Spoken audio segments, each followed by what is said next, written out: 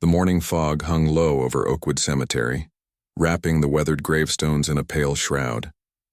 Thomas Bennett pulled his jacket tighter around his shoulders as he made his way through the iron gates, the familiar creak a welcome sound after 15 years as the cemetery's groundskeeper. His breath formed small clouds in the autumn air as he trudged toward the maintenance shed to collect his tools. Another day among the quiet ones, Thomas mumbled to himself, a habit he'd developed after years of working alone among the dead. At 53, his dark hair had started giving way to gray, and the lines around his eyes had deepened, but his strong hands remained steady and reliable. The small town of Millfield wasn't known for much. It sat nestled between rolling hills, the kind of place travelers passed through rather than visited. The cemetery was one of the oldest sites in town, dating back to the early 1800s, with some sections even older. Thomas knew every inch of the grounds, every family plot, and every tree that cast shadows across the markers of those long forgotten. Today's task was clearing overgrown vegetation from the northeastern corner, a section rarely visited due to its distance from the main paths. Most of the graves there belonged to families whose lines had ended or moved away generations ago. Thomas loaded his wheelbarrow with shears, a rake, and a shovel, then headed toward the neglected area. "Been putting this off too long," he said aloud as he surveyed the tangle of weeds and brambles that had claimed the corner. The morning sun had begun burning away the fog, revealing just how much work lay ahead. With a sigh, Thomas set down his thermos of coffee and got to work. For 2 hours he cut, pulled, and cleared, revealing gravestones that hadn't seen daylight in months. Some were so worn that their inscriptions had faded to mere suggestions of letters. Others stood firm against time, their messages still clear. Beloved mother, cherished son, gone but not forgotten. As Thomas moved deeper into the overgrowth, he noticed something odd. A section of ground seemed different, not quite level with the surrounding area. Curious, he cleared away more vegetation, revealing what appeared to be a slight depression in the earth, roughly 6 feet in diameter. It wasn't a grave, at least not a marked one. The cemetery records he'd studied never mentioned anything unusual about this spot. "What have we here?" Thomas wiped sweat from his brow despite the cool air. Something about the spot made the hair on the back of his neck stand up, but he dismissed the feeling. After years working in a graveyard, he'd learned to ignore such reactions. Thomas jabbed his shovel into the edge of the depression, expecting to hit dirt. Instead, a metallic clang rang out, startling a nearby crow into flight. Frowning, he knelt and began clearing away more soil with his hands. About 8 inches down, his fingers brushed against something solid and cold. "This ain't right," he muttered, now digging with renewed purpose. As he cleared more dirt, he revealed what appeared to be a metal box, roughly the size of a thick hardcover book. It was covered in dark, tarnished metal with intricate designs that seemed to swirl across its surface. Thomas carefully worked the box free from its earthen prison and lifted it into the light. The box was heavier than it looked, with a sophisticated lock mechanism unlike anything Thomas had seen before. He brushed away the remaining dirt, revealing more of the detailed engravings. They weren't random patterns as he'd first thought, but deliberate designs, vines intertwined with what looked like small symbols or letters in a script he didn't recognize. And centered on the lid was a distinct mark, a circle containing a 5-pointed star with an eye in its center. "Well, I'll be—" Thomas turned the box over in his hands, looking for any opening mechanism. The lock seemed to require a specific key, with an unusually shaped keyhole. He tried to pry it open with a small flathead screwdriver from his pocket tool, but the box remained stubbornly sealed. The sound of approaching footsteps made Thomas look up. His young assistant Ray walked toward him, waving. "Hey, Mr. Bennett. Mrs. Collins is here about her mother's headstone again. Says the flowers keep disappearing." Ray stopped short when he noticed the box. "What's that?" Thomas hesitated. Something told him this wasn't an ordinary find. "Just something I dug up. Probably nothing important." Ray's eyes widened as he got closer. "Doesn't look like nothing to me. That's some fancy metalwork." He reached out to touch it, but Thomas instinctively pulled it back.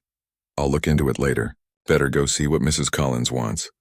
Thomas wrapped the box in his jacket and placed it in the wheelbarrow under his tools. "Don't mention this to anyone just yet, all right? Probably just an old jewelry box someone lost." Ray looked disappointed but nodded. "Sure thing, Mr. Bennett." Throughout the rest of the day, Thomas couldn't stop thinking about the box. He dealt with Mrs. Collins, explaining yet again that the cemetery wasn't responsible for missing flower arrangements, and finished his regular maintenance duties. But his mind kept wandering back to his find. When his shift ended, Thomas carefully placed the box in his truck instead of leaving it in the maintenance shed. Something about it felt personal, important. He decided to examine it properly at home, away from curious eyes. Thomas lived alone in a small house on the edge of town, left to him by his parents. After a quick dinner, he cleared the kitchen table and placed the box in the center. Under the bright kitchen light, the engraving seemed even more detailed, almost shifting before his eyes. "Let's see what secrets you're hiding," he murmured, cleaning the box more thoroughly with a soft cloth. As the dirt came away, the metal beneath wasn't black as he'd first thought, but a deep burnished bronze or copper, with patches of green patina. The craftsmanship was extraordinary, each line and curve precisely etched. The more he cleaned, the more convinced he became that this was no ordinary box. Someone had taken great care creating it and hiding it.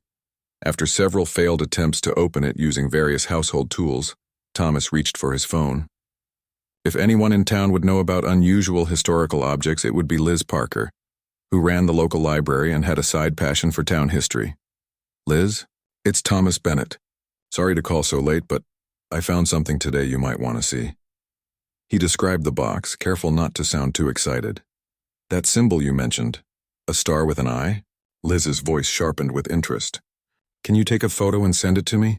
Thomas did as she asked, hearing her sharp intake of breath when she received the image. "Thomas, do you know what you found?" Her voice had dropped to an almost whisper. That symbol belonged to a group called the Midnight Circle. They were active in Millfield during the 1860s, some kind of secret society. There's not much information about them in official records. A secret society? In Millfield? Thomas couldn't hide his disbelief. Nothing interesting ever happened in their small town. Every town has its secrets. Liz paused. "Where exactly did you find this?" Thomas described the location, and Liz fell silent for a moment. "That's near where the old Walsh property used to be, before it was added to the cemetery grounds in the 1890s. The family disappeared suddenly, all of them overnight. It was quite the scandal." Another pause. "Thomas, I think you should bring that box to the Historical Society tomorrow. Dr. Wright needs to see this." After hanging up, Thomas stared at the box with new eyes. A secret society, the family disappearance. What had seemed like an interesting find was quickly becoming something more significant. He ran his fingers over the strange symbol again, feeling a slight warmth beneath his touch that seemed at odds with the cool metal. That night, Thomas dreamed of shadows moving among gravestones and whispers in a language he couldn't understand. He woke several times, glancing at the box he'd placed on his dresser, half expecting to find it open. Each time it remained closed, its secrets intact. By morning, word had somehow spread about his discovery. His phone rang just after sunrise. Pete from the diner asking if he'd really found buried treasure in the cemetery. Then Mrs. Collins called, wondering if whatever he'd found had anything to do with her missing flowers. By the time Thomas arrived at the Historical Society with the box carefully wrapped in a towel, he'd received 7 calls and twice as many text messages.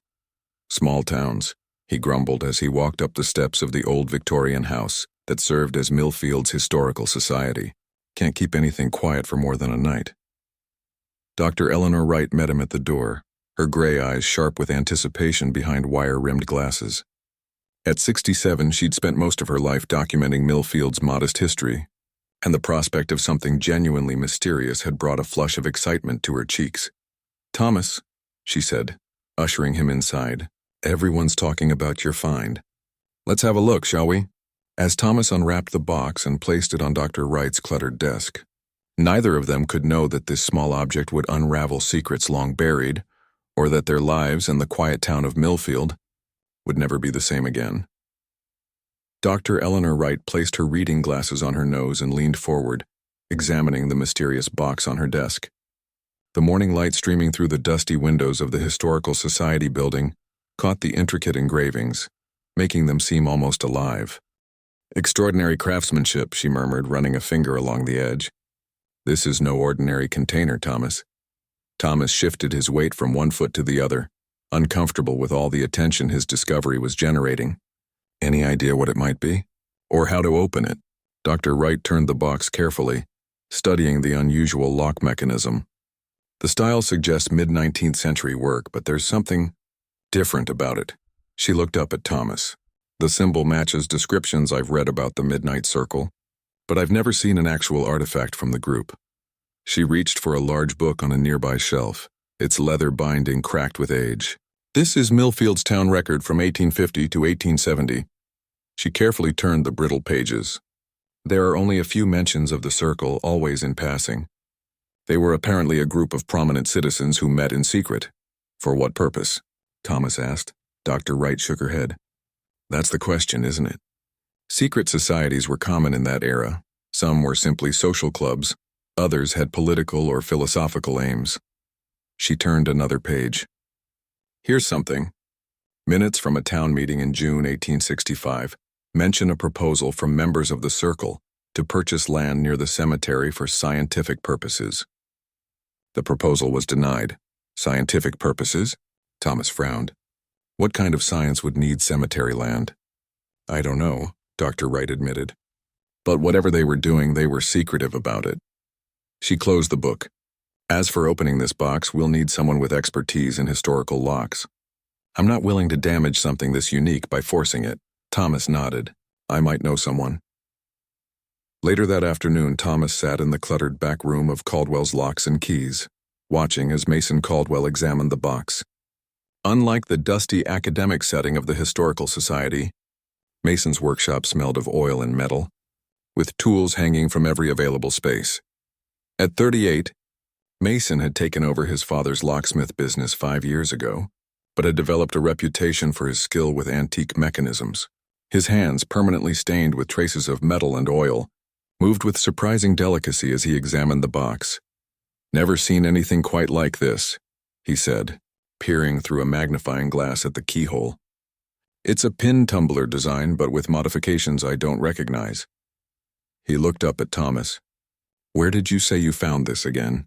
Northeastern corner of Oakwood Cemetery, Thomas replied. Buried about 8 inches down, Mason whistled low. And Dr. Wright thinks it's connected to some secret society? The Midnight Circle, she called them. Thomas leaned forward. Can you open it? Mason set down his magnifying glass. Not immediately. This isn't a standard lock. It's a custom job, probably made by someone with serious skill. He reached for a small tool with a fine tip. I'll need to make a detailed study of the mechanism before attempting anything. Could take days. How many days? Thomas couldn't explain his urgency even to himself. 3, maybe 4. I don't want to risk damaging it. Mason gave him a curious look. What's the rush? This thing's been buried for what, over 150 years? Thomas shrugged. Just curious, I guess. Well, leave it with me. I'll call when I make progress. As Thomas left the shop, a light rain had begun to fall, turning the streets of Millfield slick and gray. He decided to head back to the Historical Society, hoping Dr. Wright had uncovered more information about the Midnight Circle. He found her surrounded by open books and unfolded maps, her silver hair escaping from its usual neat bun. Thomas, perfect timing. She waved him over. I've been digging through our archives all afternoon. Look at this. She pointed to a faded map of Millfield from 1860. Here's the cemetery as it existed then. Notice anything? Thomas studied the map. It's smaller. The northeastern section wasn't part of it yet. Exactly. That land belonged to the Walsh estate. She pulled out another document. Now here's something interesting. Town records show that Jonathan Blackwood, a physician, purchased the Walsh property in 1866 after the family's disappearance. The same family you mentioned before? The ones who vanished. Dr. Wright nodded. The entire household, Robert Walsh, his wife Constance, their 3 children and 2 servants, all disappeared one night in December 1865. No evidence of foul play was ever found. They simply vanished. And this doctor bought their land afterward? Yes, at a fraction of its value. And here's where it gets intriguing. She tapped another document. Blackwood was known to host regular gatherings at the property. Neighbors reported seeing carriages arriving late at night, always on the new moon. The Midnight Circle, Thomas said. I believe so. And then, in October 1867, Blackwood himself disappeared. She looked up at Thomas, her eyes bright with the thrill of historical detective work. The town seized the property for unpaid taxes, and eventually, The land was incorporated into the cemetery in the 1890s, so I found the box on what used to be Blackwood's property. Precisely. Dr. Wright pulled out another book. I've been reading about secret societies of the era. After the Civil War, there was significant interest in spiritualism, the occult, and fringe science. Some groups were obsessed with finding ways to extend human life or even achieve immortality. Thomas felt a chill that had nothing to do with the rain outside. You think that's what the Midnight Circle was after? It's one possibility. Blackwood was a physician, after all, and the town meeting minutes mentioned scientific purposes. She sighed. But without more evidence, it's all speculation. The sound of the door opening made them both look up. Liz Parker stood there, rainwater dripping from her coat, clutching a large manila envelope. Sorry to interrupt, she said, but I found something in the library archives that might interest you both. She pulled several yellowed newspaper clippings from the envelope. These are from the Millfield Gazette, 1865 to 1868. Thomas and Dr. Wright crowded around as Liz spread the clippings on the desk. This first one is an obituary for Samuel Prescott. Dated March 1866, Liz explained. He was a prominent banker in town. Look at the symbol next to his name. There, printed in faded ink, was the same five-pointed star with an eye that adorned the mysterious box. And here's another, for William Hargrove, a judge who died in May 1866. The same symbol appeared. I found 5 obituaries in total, all prominent men, all with this symbol, all died within a 10-month period. 5 deaths, Dr. Wright murmured. All members of the circle, I'd wager. But that's not all, Liz continued, pulling out the final clipping. This is from August 1867, 2 months before Blackwood disappeared. It's a letter to the editor, written anonymously. Thomas read aloud. Let it be known that the circle has broken. The price was too high, the knowledge too terrible. Those who remain would be wise to abandon their pursuits before they too face judgment. Some secrets are meant to stay buried. Silence fell over the room as the implications sank in. So whatever they were doing, Thomas said slowly, it might have led to their deaths. And possibly the disappearance of the Walsh family as well, Dr. Wright added. The ringing of Thomas's phone made them all jump. It was Mason. Thomas, you need to come back to the shop. There's something you should see.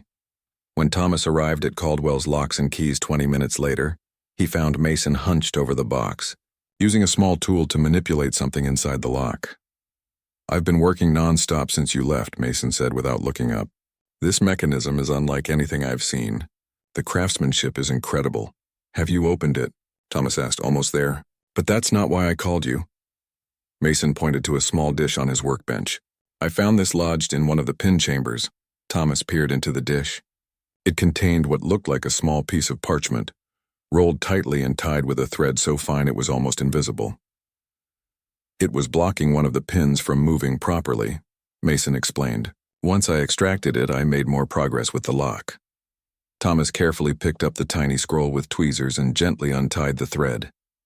When unrolled, the parchment was barely the size of a postage stamp, with microscopic writing covering its surface. I can't read it without magnification, he said. Mason handed him a jeweler's loupe. Try this. Through the powerful lens, Thomas could make out the tiny script. It read, 5 sought the eternal light. 5 paid the ultimate price. The 6th holds the key to both worlds. Beware the shadow that follows. Before Thomas could process the cryptic message, there was a click from the box. Mason looked up with a triumphant grin. Got it. They both stared at the box, which remained closed despite the lock being disengaged. Go ahead, Mason said. You found it. You should be the one to open it. Thomas hesitated, suddenly reluctant. The tiny scroll's warning echoed in his mind. But curiosity won out. He carefully lifted the lid. Inside, nestled in what appeared to be dark velvet, lay 3 items. A small leather-bound journal with a name embossed on the cover, Jonathan Blackwood, several yellowed photographs, or daguerreotypes as they were called in that era, and a small glass vial containing a dark substance. We need to get these to Dr. Wright, Thomas said, carefully closing the lid without touching the contents. As they packed up the box, neither man noticed the shadow on the wall behind them, a shadow that seemed to move independently of either of them, stretching toward the box before receding into the corner as Thomas turned around. Outside, the rain had stopped, but the clouds hung low and heavy over Millfield. As Thomas drove back toward the Historical Society with his precious cargo, he couldn't shake the feeling that something had changed, that by opening the box, he had set something in motion that couldn't be undone. And in the cemetery, in the northeastern corner where the box had been buried, the ground had begun to sink slightly, forming a perfect circle 6 feet in diameter. The Historical Society building was silent, except for the occasional creak of the old wooden floor, as Dr. Wright, Thomas and Mason gathered around the contents of the mysterious box. Rain pattered against the windows, casting shifting shadows across the room. They had spread the items carefully on a clean cloth, the journal, the daguerreotypes, and the glass vial. "I'm almost afraid to touch them," Dr. Wright whispered, her academic excitement tempered by an unusual caution. She reached for a pair of white cotton gloves from her desk drawer. "These photographs first. They're more fragile than the journal." With careful fingers, she lifted the first daguerreotype. The silver surface caught the light, revealing the image of 5 men standing stiffly in formal 19th century attire. They were positioned in front of what appeared to be a stone structure in an outdoor setting. "That's not in town," Thomas said, leaning closer. "At least not anywhere I recognize." Dr. Wright studied the image. "Look at their faces. They seemed troubled." She was right. Despite the formal pose, none of the men were smiling.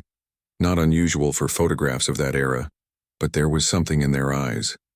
Attention, or perhaps fear. "Wait," Mason pointed to the background. "That's in the cemetery.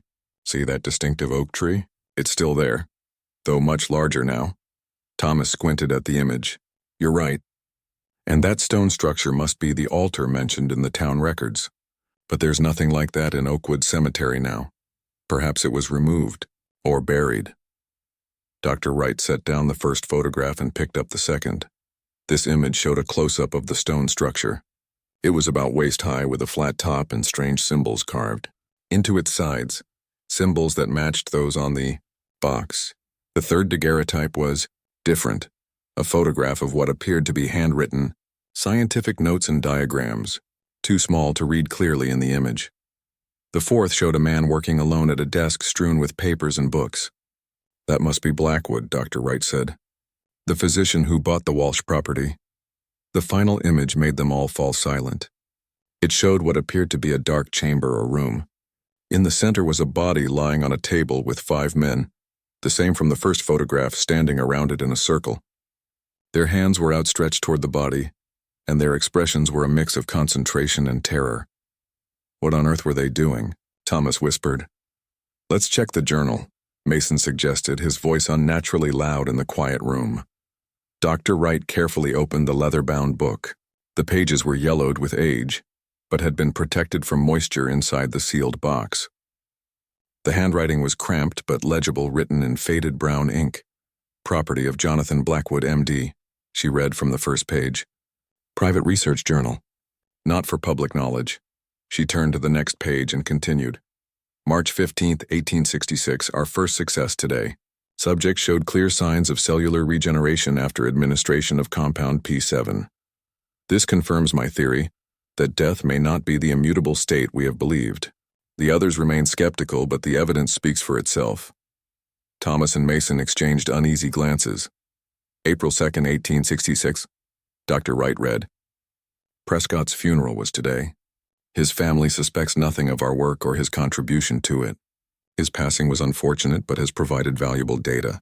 The remaining members express concern, but I have assured them the procedure is being refined. We are so close to the breakthrough." "Prescott," Thomas interrupted. "That was one of the obituaries Liz found." Dr. Wright nodded grimly and continued reading. "May 17, 1866, Hargrove is gone now too. The circle grows smaller, but our resolve must not waver. 2 failures have provided the key insights needed for success. I have modified the formula and the ritual. The balance between science and the metaphysical must be precise." "He's talking about them like test subjects," Mason said. "Or sacrifices," Thomas added quietly. Dr. Wright flipped through more pages, scanning the entries. "Listen to this. From July 1866, the circle now stands at 3. Peterson and Wallace have withdrawn, claiming moral objections. Cowards. They fail to see the magnitude of our work. Only Thompson remains loyal to the cause, though I sense his resolve weakening. Don't matter. I have made significant progress alone. The shadows respond to my commands now, moving independently when summoned. They can traverse the veil between life and death, bringing back fragments of knowledge from the other side. A sudden gust of wind rattled the windows, making them all jump. August 24th, 1866, Dr. Wright continued, her voice dropping lower. Thompson is dead. Not by our procedure, he took his own life. Left a note claiming he was being followed by shadows even in full daylight. Claimed they whispered to him. Obvious mental deterioration. I work alone now, which is preferable. No more hesitation from weak minds. She turned another page. The entries become more erratic after this. Listen, September 12th, 1866, breakthrough. The compound, when combined with the ritual at precisely midnight of the new moon, creates a tear in the fabric between worlds. I have glimpsed the other side. Death is merely a doorway, one that can be opened from either direction. But the shadows, they are not what I expected. They seem to have will and hunger of their own. The air in the room felt heavier, colder. October 30th, 1866, Dr. Wright read. I have successfully reanimated tissue from recently deceased subjects. Small samples only, but the implications are enormous. The shadows assist in the process, though controlling them grows more difficult. They seem drawn to the living, especially those with robust life energy. Must exercise caution. She flipped forward several pages. There's a gap here, then this entry from December 15th, 1866. It is done. The Walsh family has provided the final components needed, all 5 plus the servants. Their life energy, properly harvested during the ritual, has stabilized the compound. The shadows gorged themselves but obeyed my commands. I have preserved the final formula in the secured chamber beneath the altar stone. With it, immortality is within reach. Thomas felt sick. He killed them. The Walsh family. The ones who disappeared. It seems so, Dr. Wright said grimly, continuing to read. March 3rd, 1867, something is wrong. The shadows no longer fully obey. They linger even when not summoned. I feel their presence constantly, watching, waiting. The compound remains secure in the chamber, but I dare not use it yet. More research is needed on controlling the shadows. She turned to one of the final entries. September 17th, 1867. I am being hunted by my own creations. The shadows have developed awareness beyond my expectations. They follow me everywhere. They whisper of the Walsh children, of Prescott and Hargrove and Thompson. They promise power but demand more sacrifices. I have sealed the chamber and will leave Millfield tomorrow. Perhaps distance will weaken their hold. This journal and the photographic evidence must be preserved but hidden. Future generations may succeed where I have failed, with proper warnings. The final entry was dated October 2nd, 1867. Written in a shaky, almost frantic hand. They will not let me leave. The shadows surround the house at night. I have barricaded myself in my study. If anyone finds this journal, destroy the chamber beneath the altar stone. Do not open it. Do not attempt to recreate my work. The price of immortality is never paid by those who seek it. Silence fell over the room as Dr. Wright closed the journal. Outside, the rain had stopped, but dark clouds still obscured the late afternoon sun. So Blackwood was experimenting with, what, bringing back the dead? Mason's voice was strained. Or at least extending life, Dr. Wright said. The combination of 19th century medicine and occult practices isn't as unusual as you might think. Many scientists of that era straddled the line between empirical research and metaphysical exploration. Thomas stared at the small glass vial they had yet to examine. Is that the compound he mentioned? Possibly. Dr. Wright made no move to touch it.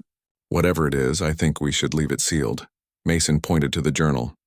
What about the chamber he mentioned? The one beneath the altar stone? If it existed, it would be in the northeastern corner of the cemetery, Thomas said. Where I found the box. We should look for it, Mason suggested. If only to make sure it's still sealed like Blackwood wanted. Thomas felt a chill run down his spine. I don't know if that's a good idea. I agree with Thomas, Dr. Wright said. Whatever Blackwood was doing, it led to multiple deaths and his own disappearance. Perhaps some things are better left buried. But what if the chamber isn't secure anymore? Mason pressed. What if someone else finds it without the warnings we now have? They fell silent, considering the implications. There's something else to consider, Dr. Wright said slowly. These 5 men in the photographs, Prescott, Hargrove, Thompson, and presumably 2 others, all died within a short time period. And all their obituaries had that same symbol next to their names. "You think Blackwood killed them too?" Thomas asked. "He writes about them almost as experiments," Dr. Wright said. "But there's also this." She pointed to a passage in the journal. "He mentions their contribution and valuable data from their passing. What if they were willing participants at first? What if each one underwent the procedure, trying to achieve immortality, and it killed them instead, until only Blackwood was left," Mason added. "And then something went wrong for him too." Thomas looked out the window. The sun was setting, casting long shadows across the Historical Society's lawn. For a moment he thought he saw one shadow move independently of the trees, but when he blinked, everything was normal. "It's getting late," he said. "We should continue this tomorrow." As they carefully packed up the items to lock them in Dr. Wright's office safe, none of them noticed the subtle darkening of the shadows in the corners of the room.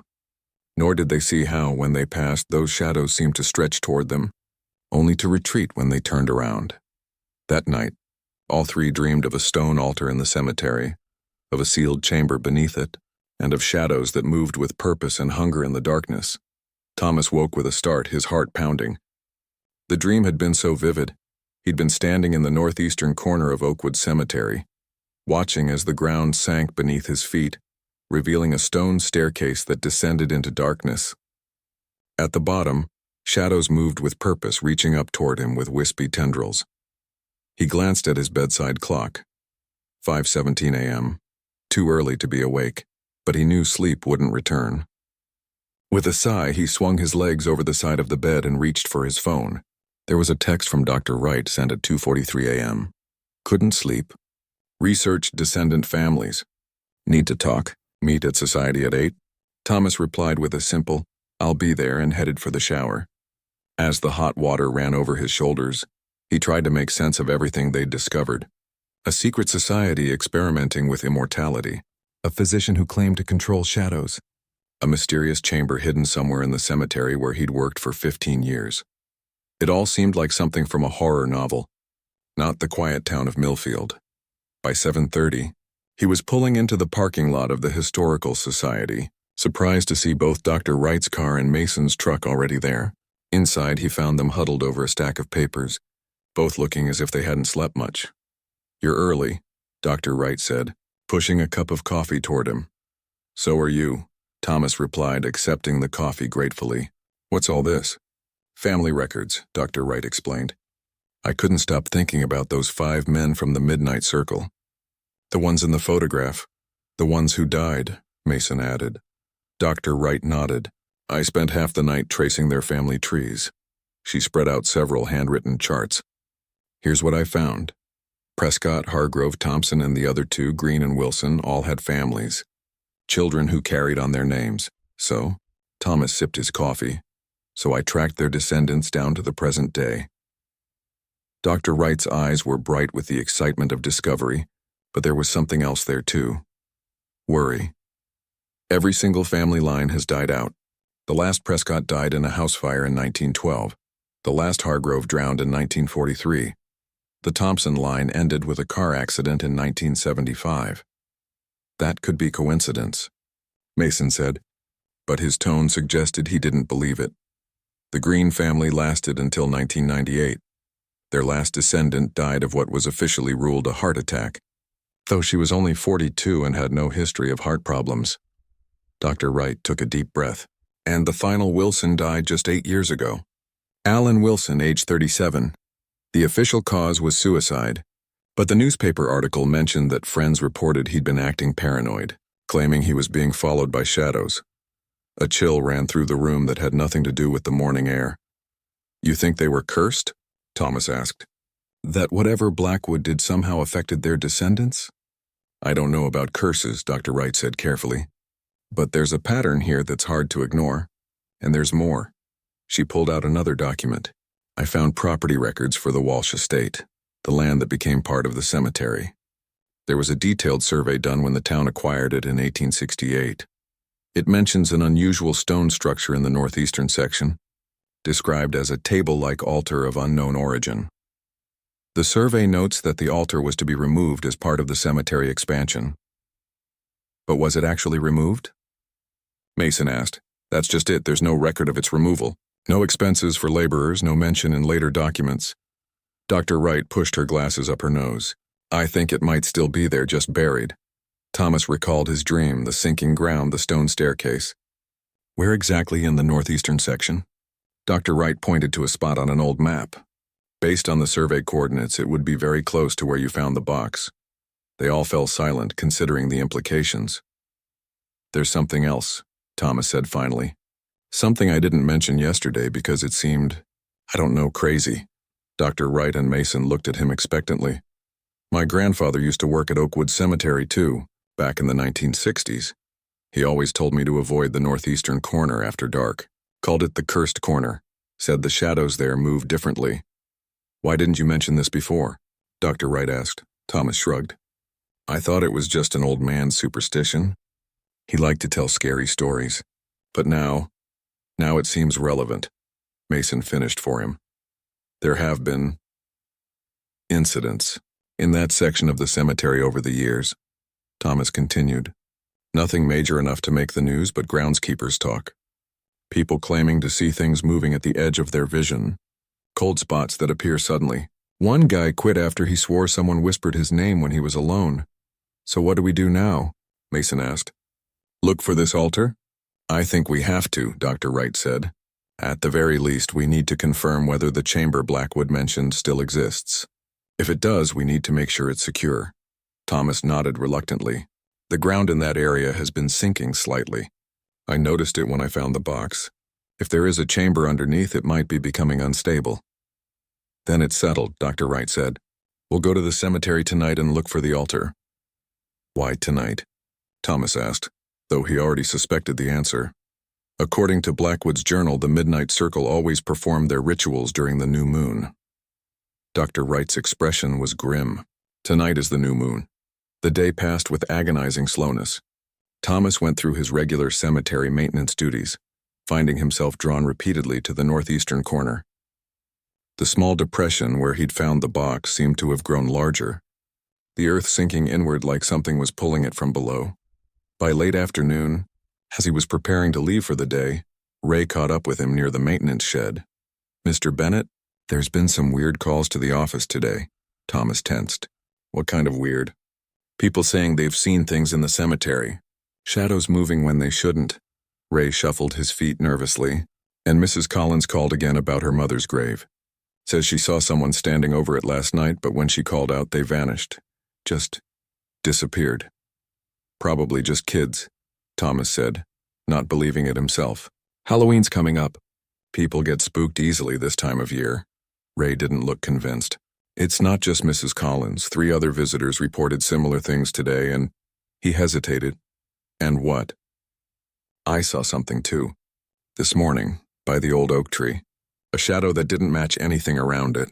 Just for a second, then it was gone. Thomas felt his mouth go dry. Look, Ray, lock up properly tonight, okay? And maybe stay away from the northeastern section for a few days. We've got some ground issues over there I need to address. As dusk approached, Thomas met Dr. Wright and Mason at the cemetery gates. They had brought flashlights, a small shovel, and a digital camera to document whatever they might find. Are we really doing this? Mason asked as they walked along the darkening path. We need answers, Dr. Wright replied, and we need to make sure whatever is in that chamber stays secure. They reached the northeastern corner just as the last light faded from the sky. Without the moon, the cemetery was darker than usual, their flashlight beams cutting sharp paths through the gloom. This is where I found the box, Thomas said, pointing to the depression in the ground. It had definitely grown since morning, now almost 3 feet across and several inches deep. Dr. Wright knelt beside it, shining her flashlight over the surface. The soil is loose. It wouldn't take much digging to... Before she could finish, there was a loud crack. The ground beneath them shifted, and all 3 stumbled back as a section of earth about 6 feet in diameter abruptly sank another foot. What the hell? Mason gasped. Thomas cautiously approached the edge of the depression. His flashlight beam revealed that the sinking ground had exposed something underneath. A corner of worked stone. The altar, Dr. Wright whispered, joining him. It must be. Working quickly, they began clearing away the loose soil. Within 20 minutes, they had exposed the top of what was unmistakably the stone altar from the daguerreotypes. The flat surface was about 4 feet square, supported by a solid stone base. The strange symbols carved into its sides seemed to absorb their flashlight beams, remaining oddly dark despite the direct light. "Look at this," Mason said, pointing to one side of the base. There was a small recess there about the size of a hand, with a circular depression in the center. "It matches the box," Thomas realized. "The same dimensions, the same symbol." Dr. Wright pulled out the mysterious box from her bag. "You think it's a key of some kind?" "Only one way to find out," Mason said. With careful movements, Dr. Wright placed the box into the recess. It fit perfectly, the symbol on the lid aligning with the carved depression. For a moment, nothing happened. Then they heard a grinding sound from beneath the altar. The stone surface shifted slightly, revealing a narrow gap along one edge. "It's opening," Thomas whispered. Together, they pushed against the stone top. It moved more easily than they expected, rotating on some hidden mechanism to reveal a dark opening beneath. Stone steps descended into blackness. "The chamber," Dr. Wright breathed. Their flashlights revealed a narrow staircase leading down about 10 feet to a small underground room.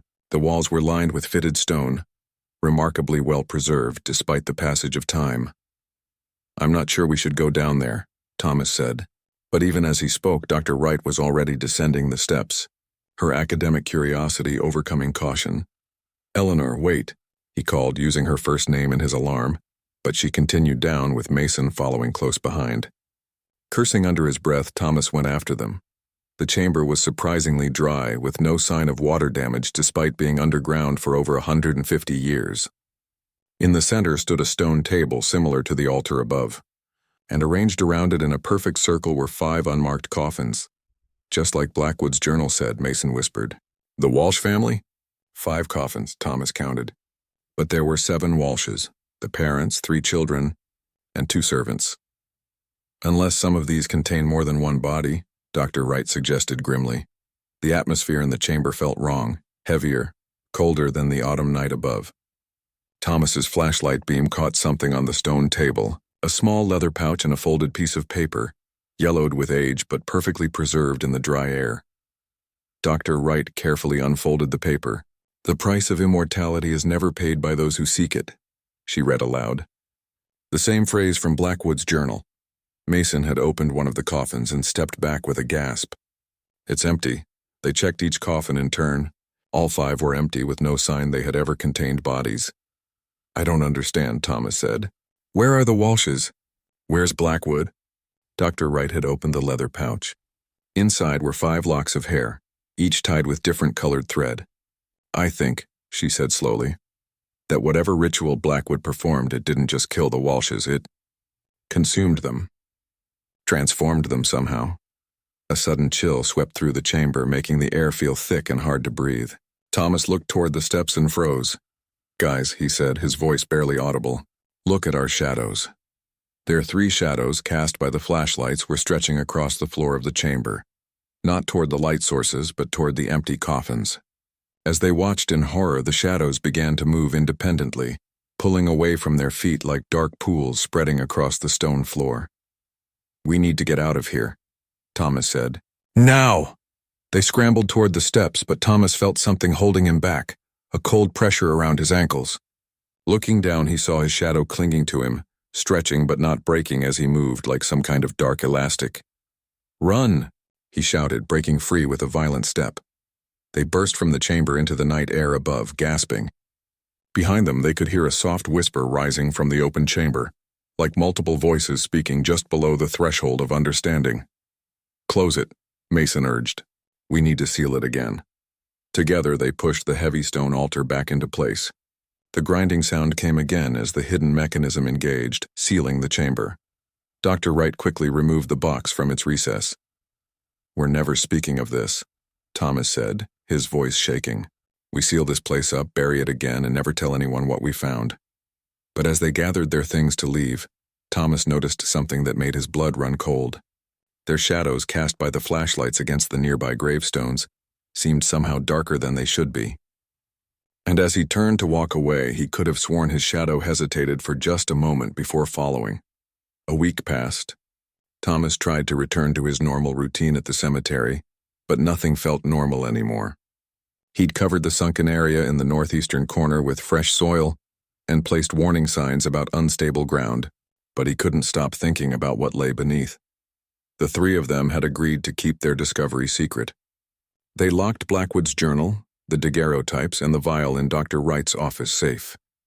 The box they buried again, not in the cemetery this time, but on Dr. Wright's property, beneath an old oak tree behind the Historical Society building. But despite their precautions, strange things began happening in Millfield. Mrs. Collins reported seeing a figure standing by her mother's grave 3 more times. Each time, when she approached, it vanished. 2 teenage boys sneaking into the cemetery at night to film a Halloween video came running out screaming about shadows that moved against the wind. A young woman walking her dog near the cemetery fence claimed the animal had refused to move, growling at something invisible among the gravestones. And throughout town, people began having nightmares, similar nightmares about darkness that whispered and reached for them with cold fingers. Thomas noticed changes in himself too. He felt constantly watched, especially in dim light. His own shadow sometimes seemed to lag behind his movements, catching up a split second too late. Twice he'd woken in the middle of the night to find his bedroom unnaturally dark, as if the shadows had thickened while he slept. On the 7th day after their discovery, Thomas received a frantic call from Dr. Wright. "You need to come to the Historical Society now." Her voice was tight with fear. When Thomas arrived 20 minutes later, he found Dr. Wright and Mason already there, both looking pale and sleep-deprived. "Look at this," Dr. Wright said without preamble, spreading newspaper clippings on her desk. They were all from the past week, small stories from Millfield and neighboring towns. "Local man hospitalized after unexplained seizure," read one headline. "Power outage blamed for shadow people sightings," said another. "Sleep disorder specialist sees surge in patients with nightmare complaints," proclaimed a third. "It's happening all over again," Dr. Wright said, "just like after Blackwood's experiments." "We don't know that these are connected," Thomas argued, but without conviction. Mason looked up from the articles. "I've been having dreams. About the chamber. About what might be in those empty coffins." "Me too," Dr. Wright admitted. "And there's more." She pulled out her phone and showed them a photo. It was a selfie of her standing in front of a historical marker in town. But behind her, her shadow on the wall didn't match her pose. It was turned slightly as if looking at something else. "I didn't notice until after I took it," she said. "And look at this one." She swiped to another photo, this one of Mason at his shop working on a lock. His shadow on the workbench appeared to be reaching toward the camera. "This isn't coincidence," she said. "Whatever was in that chamber, whatever Blackwood unleashed, it's affecting us. And it's spreading. So what do?" Thomas asked. "Call in experts?" "The university has a parapsychology department." Dr. Wright shook her head. "No one would believe us. And even if they did, what could they do? This isn't a normal haunting or paranormal event. This is something Blackwood created through some combination of science and the occult, something he couldn't control." "We need to go back," Mason said quietly. "Back to the chamber." Thomas stared at him. "Are you insane? After what happened last time? That's exactly why we need to go back. Whatever's happening started when we opened the chamber. Maybe we can end it by destroying whatever's inside. Or by completing what Blackwood started," Dr. Wright suggested. When the men looked at her in shock, she clarified, "Not the experiments, the containment. His journal mentioned that he sealed the chamber to keep the shadows contained. Maybe we didn't seal it properly." Thomas ran a hand through his hair in frustration. "This is crazy, all of it. We're talking about shadows that move on their own. About some kind of curse that's lasted over 150 years. We should just fill that entire section with concrete and be done with it." "Would that work?" Mason asked. "Or would it just trap whatever's down there until someone else uncovers it?" They fell silent considering the impossible situation. "Blackwood's journal," Dr. Wright said finally. "We need to read it more carefully. Maybe there's something we missed, some clue about how to properly contain the shadows." They spent the next several hours poring over the journal, focusing on Blackwood's later entries when he was trying to control the shadows he'd unleashed. "Here," Mason said, pointing to a passage. "The shadows fear the light, but not all light affects them equally. They retreat from the light of the full moon, Yet the sun seems to only drive them into darker corners where they wait. Fire disturbs them most, especially when fed with certain elements. And here, Dr. Wright added, turning to another page, the circle must be complete to contain them. 5 points of binding, corresponding to the 5 who opened the doorway. Their essence, trapped within the sacred boundary, creates a prison the shadows cannot cross. 5 points of binding, Thomas repeated. The 5 locks of hair in the pouch, from the original circle members. That must be it, Dr. Wright said. The hair of the 5 who started everything, placed in a circle around the chamber, might create some kind of barrier. This is insane, Thomas muttered again. But he was beginning to accept the impossible logic of their situation. There's one more thing, Mason said, pointing to the final pages of the journal. Blackwood mentions a specific date when the barrier between worlds is thinnest. When the shadows are strongest, Dr. Wright read the passage. The veil thins at the cross-quarter day, when summer yields fully to winter's approach. The ancients knew this and feared it. The doorway opens widest then. Cross-quarter day, Thomas said. Halloween. That's tomorrow night. They looked at each other, the implications sinking in. If we're going to do this, it has to be tomorrow, Dr. Wright said, before midnight on Halloween, when the shadows will be at their strongest. The next day dragged with tense anticipation. Thomas went through the motions of his work at the cemetery, avoiding the northeastern corner. The sky remained overcast, the air unusually still and heavy with the promise of rain.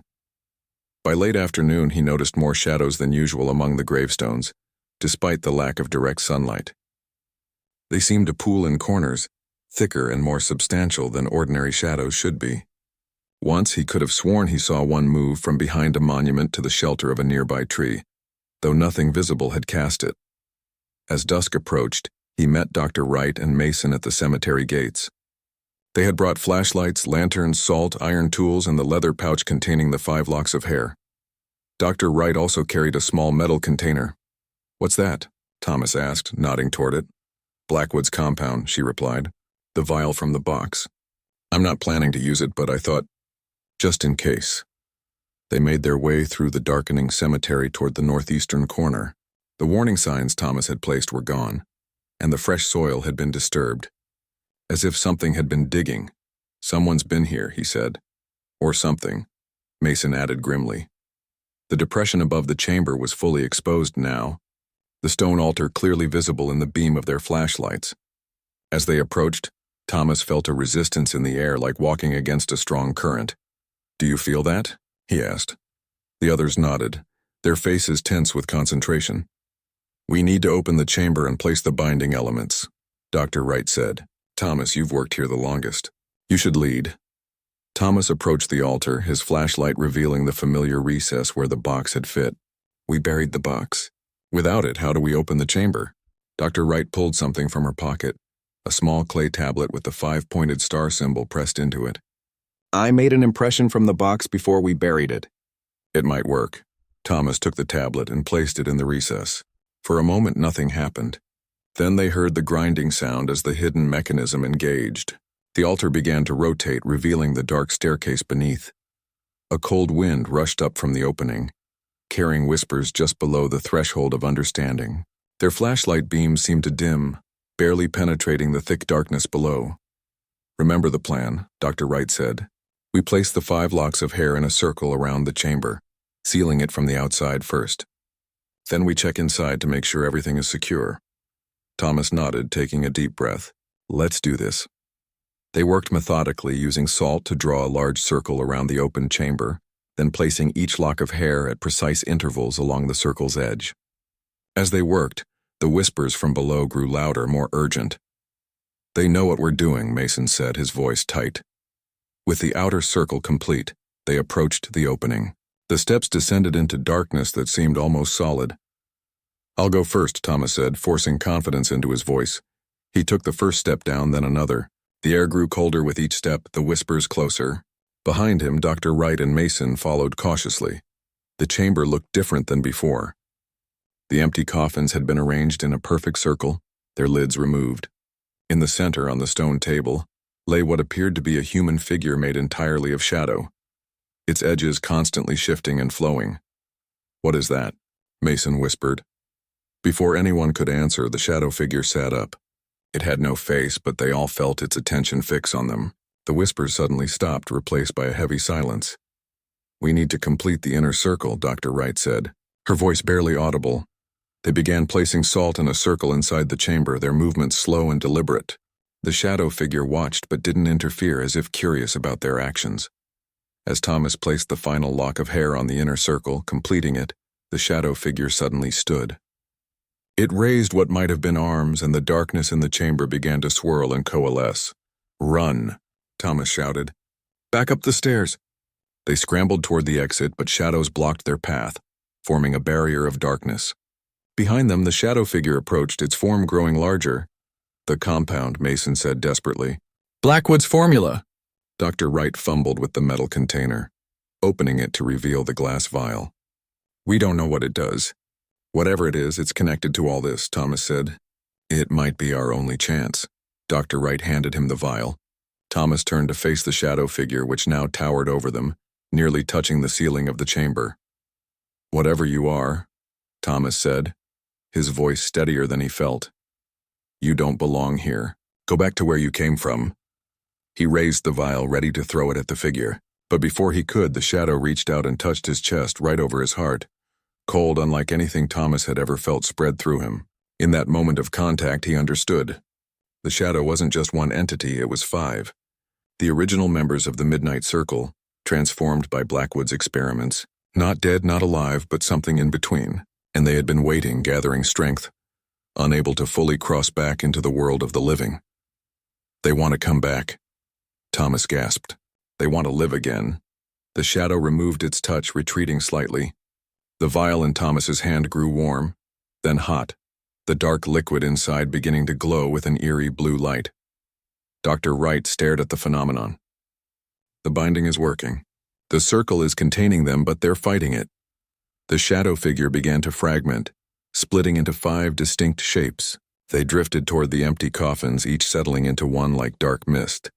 "We need to seal the coffins," Mason said, moving toward the nearest one. As they closed each coffin lid, the whispers returned, not threatening now, but pleading. Thomas felt a wave of sadness that wasn't his own. These men had sought immortality and found only a twilight existence, neither fully dead nor truly alive. When the final coffin was closed, the air in the chamber lightened.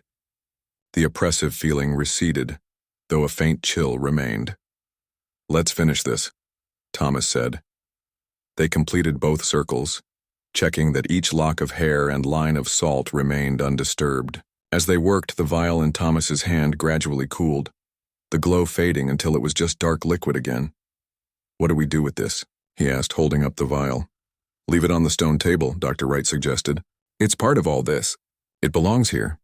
Thomas placed the vial in the center of the table, then stepped back. "Now what?" "Now we seal the chamber again," Mason said. "Properly this time." They ascended the stairs and carefully rotated the altar stone back into place. The grinding sound came again as the mechanism engaged, sealing the entrance. "We should bury it deeper this time," Thomas said. "Make sure it can't be found again." They worked in silence, piling soil over the altar until it was completely covered. When they were done, Thomas placed a small stone marker nearby, unmarked, but positioned so he would always know what lay beneath. As they gathered their tools to leave, Thomas noticed something. Their shadows, cast by the flashlights, were just ordinary shadows again. They moved when the people moved, stayed still when they stayed still. "It worked," he said quietly. Dr. Wright nodded. "For now, but we need to keep watch. Make sure it stays sealed." "I'll check it regularly," Thomas promised. "It's my cemetery after all." As they walked back through the quiet graveyard, the first drops of rain began to fall, washing away their footprints and smoothing the freshly turned earth over the chamber. By morning, there would be no sign of their night's work, just another patch of ground in the old cemetery. But Thomas knew he would never forget what lay beneath: 5 coffins in a perfect circle, containing shadows that had once been men. Men who had sought eternal life and found something far different. The price of immortality is never paid by those who seek it.